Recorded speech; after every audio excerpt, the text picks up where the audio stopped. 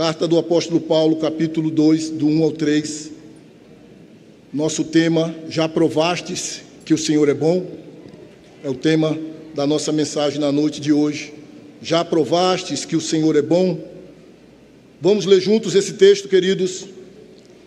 Despojando-vos, portanto, de toda maldade e dolo, de hipocrisias e invejas, e de toda sorte de maledicências, desejai ardentemente, como crianças recém-nascidas, o genuíno leite espiritual, para que por ele vos seja dado crescimento para a salvação, se é que já tendes a experiência de que o Senhor é bondoso. Oremos. Pai, nós te louvamos e te bendizemos pelo privilégio de estarmos reunidos no dia do Senhor, neste lugar consagrado à adoração ao nome do Senhor. Pai, já fomos tão abençoados aqui nesta noite, com tudo que cantamos, com tudo que respondemos ao chamado do Senhor, com orações, com cânticos, com ofertas e dízimos, e agora que a palavra do Senhor está aberta, que o nosso coração também esteja aberto, e que o Senhor nos fale de maneira poderosa e clara, através da palavra do Senhor. Me coloco nas mãos do Senhor em nome de Jesus, pedindo que o Senhor me abençoe com o teu poder e a tua graça, superando as minhas limitações e as minhas inadequações, e que o Senhor me ajude a ser fiel na pregação da tua palavra, em nome do Senhor Jesus. Amém. Queridos, eu penso numa fruta que eu gosto muito, vermelhinha e gelada, que é a melancia. E quando eu me deparo com uma melancia, a minha vontade é de não parar mais. Mas eu tenho duas amiguinhas lá em casa que ficam dizendo: quem irá detê-lo? Alguém detém esse homem. E eu estava assim no final do ano passado, porque para mim a melancia é de umas frutas mais saborosas. E ela gelada e doce, para mim é quase incomparável. Então, à medida que eu abocanho a melancia, a vontade é de mais. E no final do ano, novembro, dezembro, eu comprava uma melancia, partia no meio. Não imitem isso que eu vou falar, viu? Botava as duas bandas na geladeira, vinha para a igreja, e quando chegava, pegava uma banda inteira e sentava e comia. Quanto mais eu comia, eu queria mais. E na minha cabeça eu pensava: é líquido, melancia é água e tal. Mas aquele sabor me levava a querer mais e a querer mais. Até que eu fui fazer uma visita na casa de uma família. Estávamos lá na visita, jantando, jantar tranquilo, e surgiu o assunto da melancia. E lá foi comentado: olha, não se pode comer muita melancia, porque melancia faz isso, faz aquilo outro. A partir daí, aquelas duas que já me bloqueavam sempre, me bloquearam ainda mais. Conclusão: reduzi demais. Agora 100 gramas no máximo. Eles dizem que 100 gramas não faz mal. Mas por que eu estou dizendo isso? Porque quando nós nos deparamos, por exemplo, com um alimento que nós gostamos, a nossa tendência é querer mais. Você que já foi em algum restaurante chique, você que já fez viagens internacionais, e lá você se deparou com um prato saborosíssimo, a tendência natural é você dizer: eu preciso comer novamente aquele prato, eu preciso comer novamente aquela especiaria, eu preciso novamente provar daquela delícia. E é justamente isso que o apóstolo Pedro está trazendo para os seus leitores originais e para nós, através do Espírito Santo, nessa noite. Já provastes que o Senhor, Ele é bondoso? Porque se você já provou, a estrutura do texto diz: deixe a maldade, versículo 1, E versículo 2, que é o único imperativo do texto: desejai, desejai de forma ardente o genuíno leite espiritual.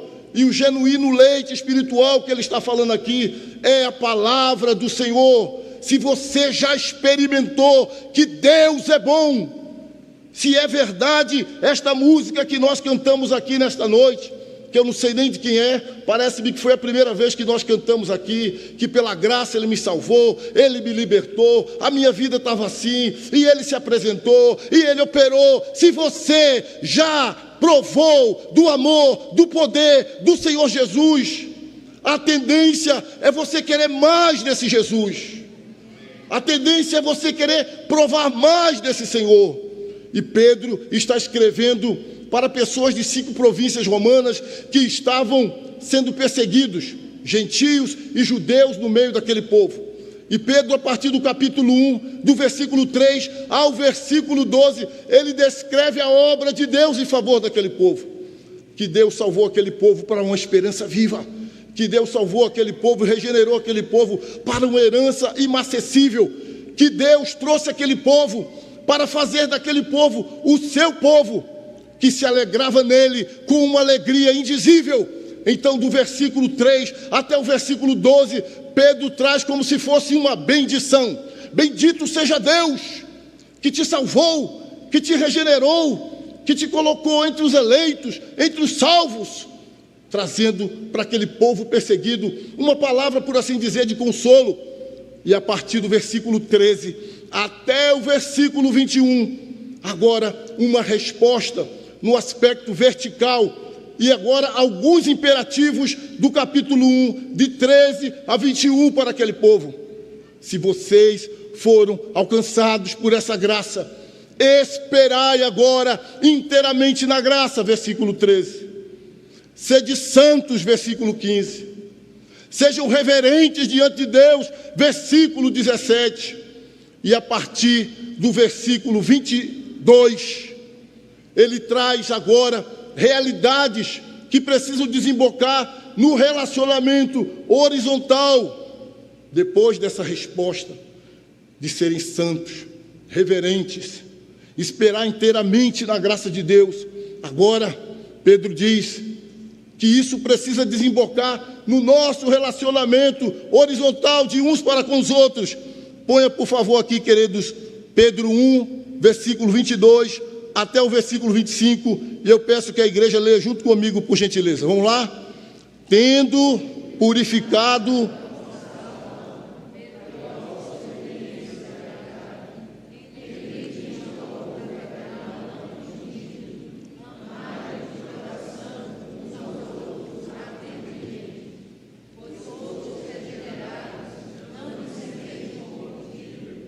mais de incorruptível,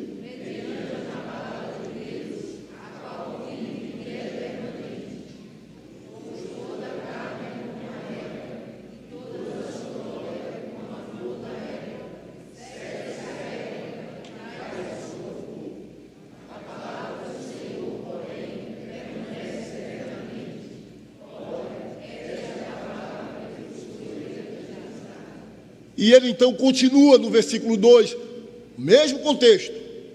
Lembre-se que no escrito original não havia capítulos, não havia versículos. Então ele está continuando aqui o mesmo assunto. E qual é o mesmo assunto? Vocês nasceram da palavra, vocês foram regenerados da palavra, vocês se tornaram nova criatura através dessa palavra. Palavra permanente, palavra eterna, palavra de Deus, palavra que não muda, palavra infalível, palavra inerrante.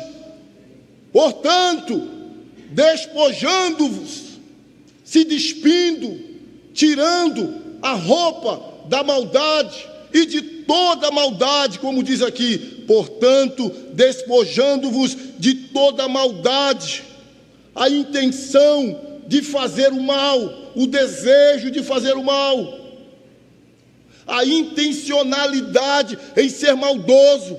Pedro está dizendo: se você já provou que o Senhor é bom, essas coisas não podem mais fazer parte da sua vida. Nós somos a comunidade dos regenerados.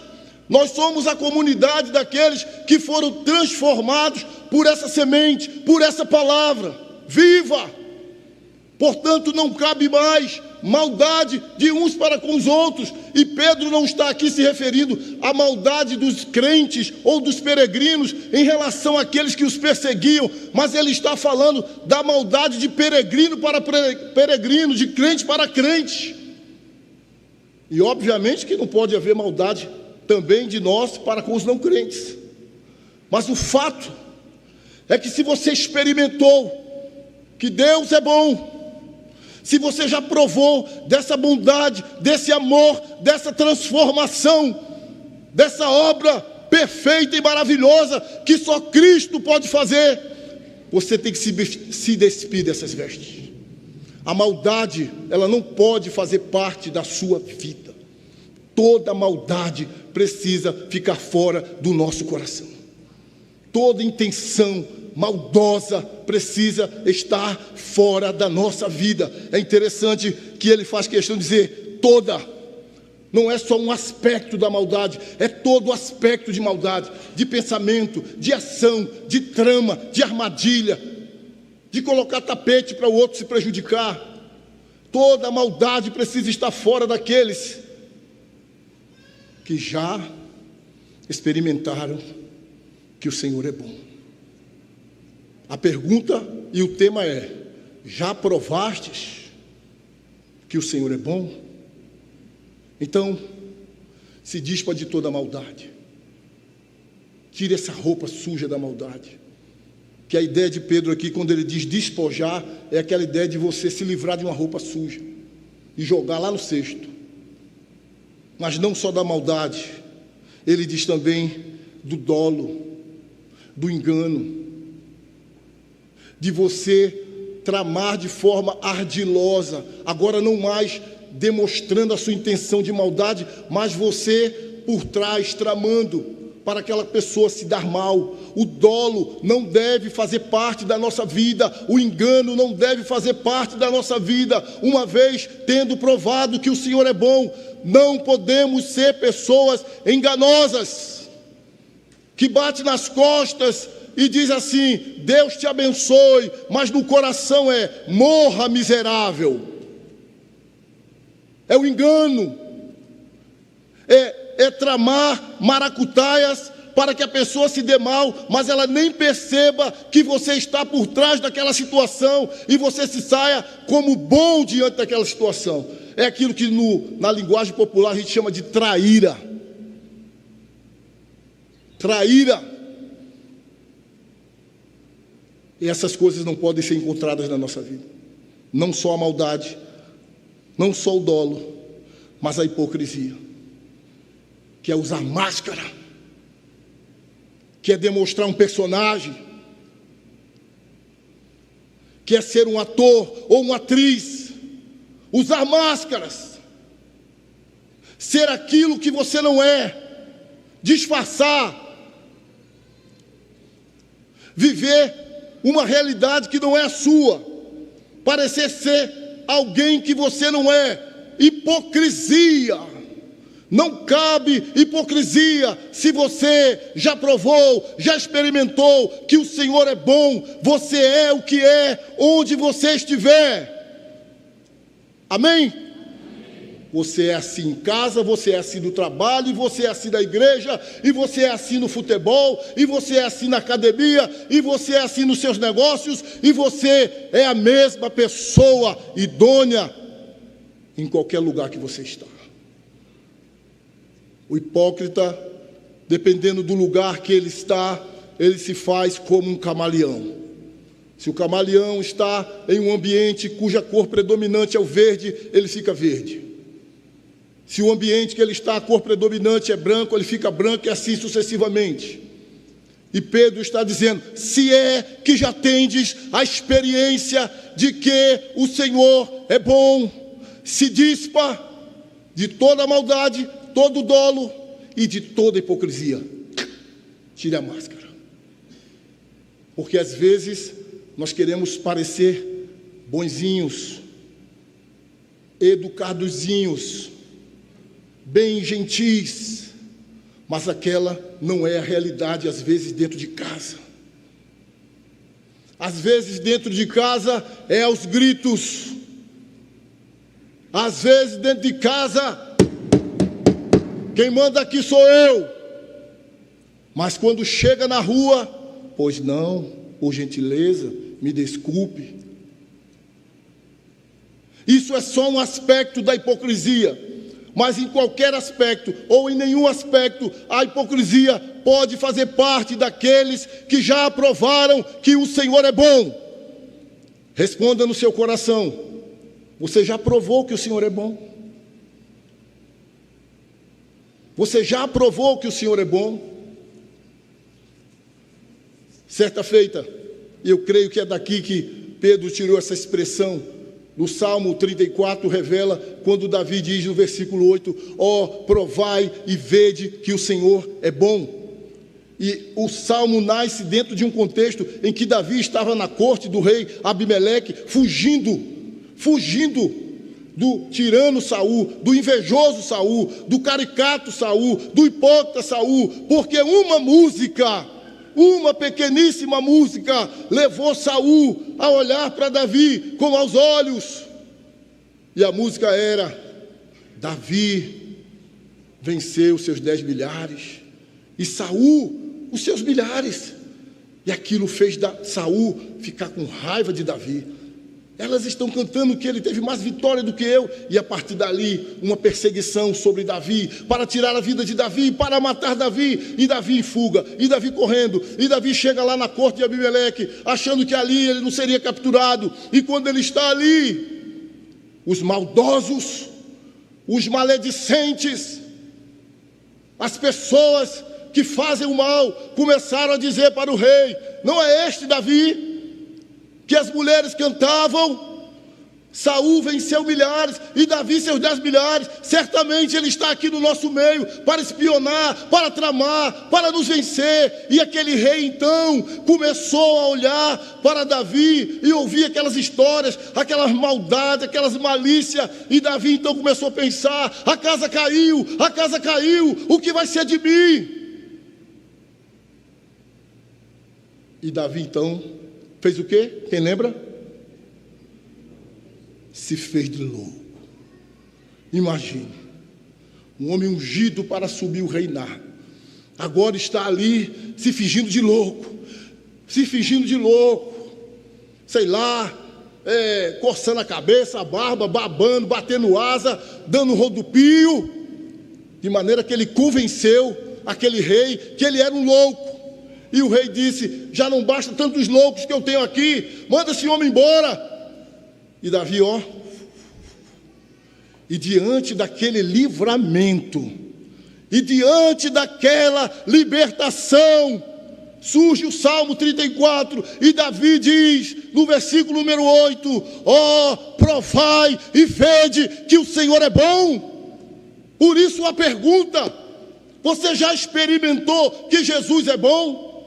Se você experimentou, você sabe de onde Ele lhe tirou. Você sabe de onde Ele libertou você. Você sabe como era a sua vida, onde você estava e o que Ele fez por você. Então você pode, a plenos pulmões, dizer: o Senhor é bom. Mas se você não consegue lembrar de onde Deus lhe tirou, do que Deus libertou você, você ainda não experimentou a bondade de Deus. Porque uma vez experimentando a bondade de Deus, o que nós mais vamos desejar é Deus na nossa vida, mais de Deus, mais de Jesus, mais da sua pessoa. Mas para que eu tenha mais dessa pessoa, mais de Jesus, mais de Deus, eu preciso me despir da maldade, do dolo, da hipocrisia, da inveja, como diz seguidamente aqui o texto. Querer ter o que o outro tem, inveja. Querer ser o que o outro é, inveja. Olhar sempre para o que o outro tem e achar sempre que é melhor do que o que eu tenho e ficar de olho do outro. E a maledicência, que é a fofoca, que é comer o outro com as palavras ou agora com os dedos na internet, maldizendo, fofocando, inventando, criando factoides. Está escrito: despondo-vos, portanto, da maldade, do engano, da hipocrisia, da inveja e de toda maledicência. Para quem já experimentou que Deus é bom, não cabe fofoca, a igreja pode dizer amém. Não cabe maledicência, não cabe disse-me-disse, não cabe inveja, hipocrisia. Mas agora o apóstolo Pedro sai daquilo que nós devemos deixar para aquilo que nós devemos desejar. E é aqui no versículo 2 que está o imperativo. É a ordem. E a ordem é, versículo 2, vamos ler juntos todos. Desejai ardentemente, como crianças recém-nascidas, o genuíno leite espiritual, para que, por ele, vos seja dado crescimento para a salvação. Veja que Pedro termina o capítulo 1 falando da palavra do Senhor, que é por ela que nós somos regenerados. Essa palavra eterna, essa palavra que permanece. E ele continua na mesma pisada. Você foi salvo pela palavra. Agora, para que você desenvolva a sua salvação, para que você cresça na sua vida espiritual, deseje esse leite espiritual, que é uma linguagem para a palavra de Deus. Mas desejar o leite espiritual como? Ardentemente.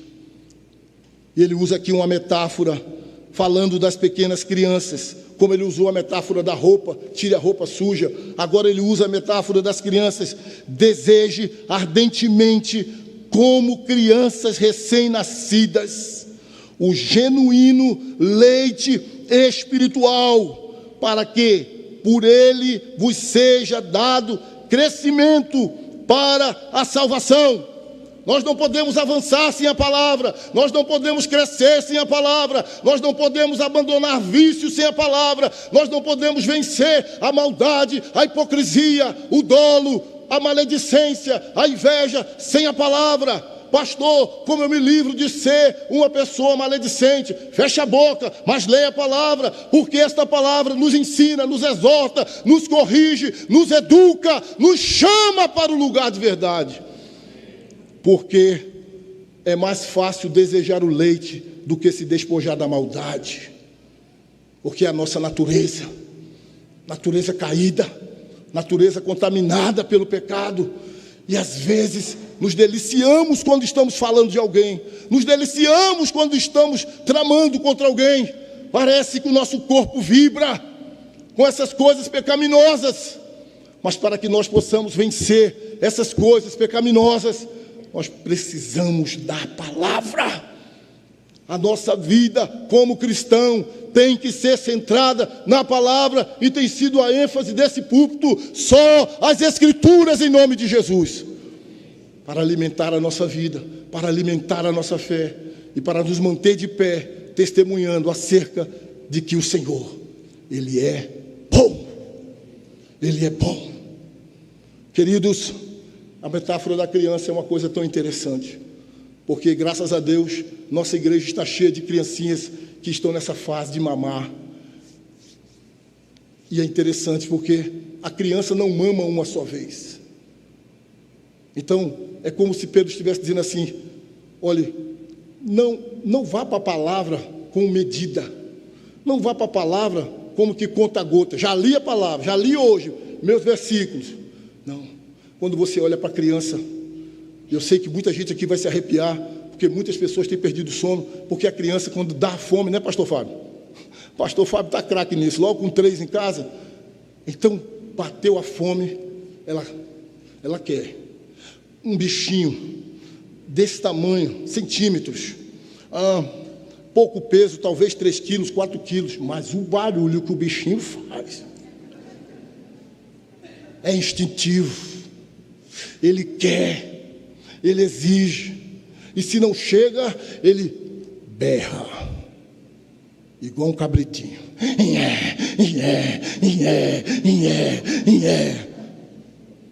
Quem já amamentou aqui, Diga assim, é assim mesmo, pastor. E aquele ser de 4 quilos, 2 quilos, 3 quilos, independe dos quilos, ele vai com muita avidez para aquele seio. E ele coloca a boca naquele seio com muita força. Que a mulher não sabe de onde vem aquela força. E ele suga, e ele suga, e ele suga, e ele suga. Até que seus olhos reviram. Porque ele ficou o quê? Saciado. 6 horas da manhã, cumpriu a tarefa, sim ou não? Não. O miserável não trabalha, não estuda, não gasta energia, mas quando for 9 horas ele, ué. E a mãe tem que chegar lá e tome peito. Pedro está dizendo assim, a exemplo de uma criança, que de maneira instintiva, voraz, deseja o leite para o seu sustento, porque aquilo ali é a vida dele, ele depende daquele leite para ele viver. É diferente de um monte de marmanjo que tem aqui na igreja e diz assim, ô mãe, bota meu leite, mãe. Miserável, você que tem 20 anos, que fica tomando leitinho, se você não tomar, você não vai morrer. Então você toma suco de laranja, você toma café, você toma outra coisa, mas para uma criança recém-nascida, aquilo ali é questão de vida. Então Pedro está dizendo para mim e para você, que a palavra para a nossa vida é questão de vida. E a gente precisa lidar com esta palavra, com esse desejo ardente, urgente, necessário. Olha, se você não tem esse desejo pela palavra, com temor e tremor eu vou dizer, talvez você não tenha experimentado que o Senhor é bom. Se você não tem esse desejo de ir para a palavra, e de se alimentar da palavra, e saciar-se da palavra, e aprender da palavra, talvez você não tenha experimentado que o Senhor é bom. Porque é impossível experimentar que o Senhor é bom e não ter desejo pelo genuíno leite espiritual. E eu preciso dizer isso. Como pastor, eu preciso dizer isso. Porque tem muita gente enganada, muita gente vivendo no auto-engano, muita gente achando que é salvo, que nasceu de novo, que é filho de Deus, mas a vida dela, a partir do trato com a Escritura, não revela isso. E ela está vivendo e achando que já está no céu, mas a vida dela não revela isso. E alguém mais desavisado pode dizer, não pode julgar. Posso julgar a partir daqueles elementos que a Bíblia dá, porque a Bíblia, ela dá elementos para você analisar se houve ou se não houve novo nascimento. Pedro está dizendo, experimentou que o Senhor é bom, então tira a maldade. Ou seja, quem experimentou que o Senhor é bom não é maldoso. Quem experimentou que o Senhor é bom não é fofoqueiro. Voltando um pouquinho, versículo 22 a 25. Quem experimentou que o Senhor é bom vai buscar amar o seu próximo. Amai-vos uns aos outros, sem fingimento. Amai-vos ardentemente. Então eu não posso dizer que experimentei que o Senhor é bom, que Ele me perdoou e me encontrou sendo fraco, ímpio, pecador, filho da ira, caminhando para o inferno, e Ele me ama, e Ele me salva, mas agora eu trato o meu próximo, aqueles que estão aqui, horizontal comigo, de qualquer maneira. Eu não tenho compaixão, eu não amo, eu não perdoo, eu congelo o seu pecado, e eu digo, eu estou salvo. Quando a palavra de Deus está dizendo, para mim não errar, tendo purificado a vossa alma pela vossa obediência à verdade, tendo em vista o amor fraternal, não fingido, amai-vos de quê? De coração, miseráveis. De coração.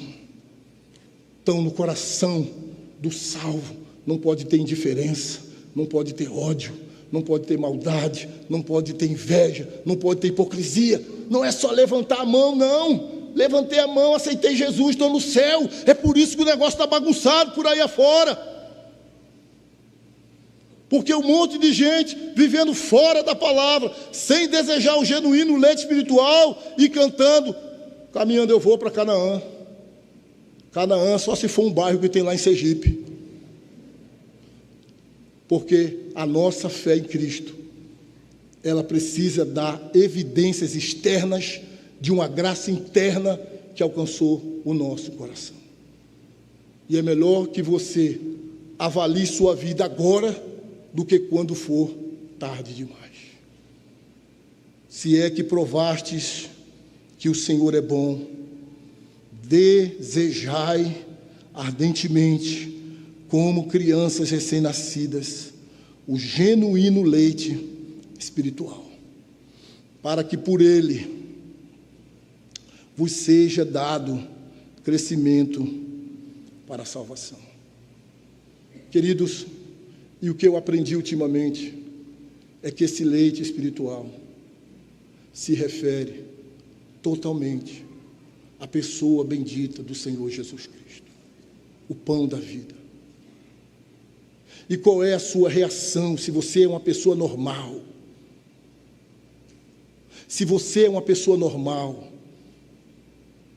qual é a reação quando você se depara com um saco de pão que você trouxe da padaria, bem quentinho, novinho? Qual é o seu desejo para com esse pão? Comê-lo, sim ou não? Devorá-lo. E sabe o que Pedro está dizendo para mim e para você?